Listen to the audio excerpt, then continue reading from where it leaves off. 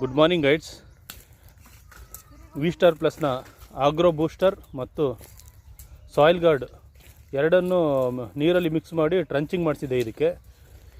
ಇದು ಸಸಿಯನ್ನು ನೆಟ್ಟಾದಮೇಲೆ ಒಂದು 10-12 ಡೇಸ್ಗೆ ನಾನು ಆಗ್ರೋ ಬೂಸ್ಟರ್ ಮತ್ತು ಸಾಯಿಲ್ ಗಾರ್ಡ್ ಒಂದು ಗಿಡಕ್ಕೆ 60 to 70 ml ಅನ್ನು ನಾನು ಟ್ರಂಚಿಂಗ್ ಮಾಡಿಸಿದ್ದೆ.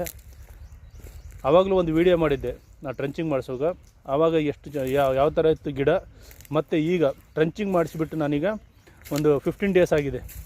ನೋಡಿ ಎಷ್ಟು ಚೆನ್ನಾಗಿ ಗ್ರೀನಿಶ್ ಆಗಿ ಗಿಡ ಆರೋಗ್ಯವಾಗಿ ಬೆಳೆದಿದೆ. ತುಂಬ ಚೆನ್ನಾಗಿದೆ ಗಿಡ. ನೋಡಿ ಇದು ಬದನೆಕಾಯಿ ಸಸಿ ಎಷ್ಟು ಚೆನ್ನಾಗಿ ಬಂದಿದೆ ಅಂತ ಹೇಳಿದ್ರೆ ಸೂಪರಾಗಿದೆ.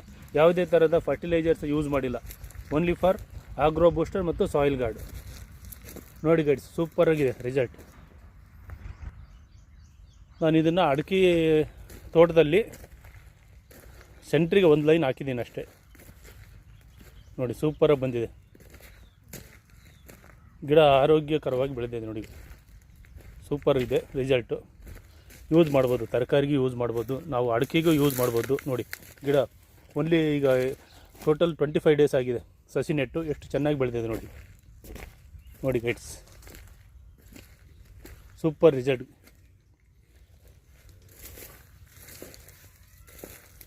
ನೋಡಿ ಗೈಡ್ಸ್, ಎಷ್ಟು ಉತ್ಕೃಷ್ಟವಾಗಿ ಬೆಳೆದಿದೆ.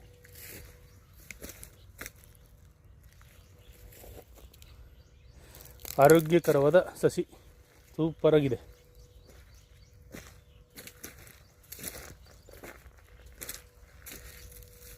ನೋಡಿ ಗೈಡ್ಸ್,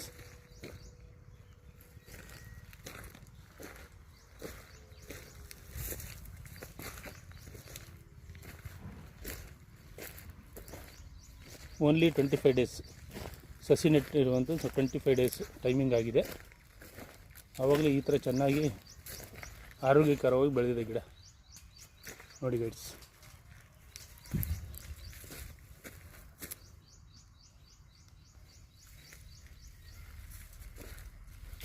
ಯಾವುದೇ ಥರದ ಫರ್ಟಿಲೈಸರ್ಸ್ ಯೂಸೇ ಮಾಡಿಲ್ಲ ಇಲ್ಲಿವರೆಗೂ.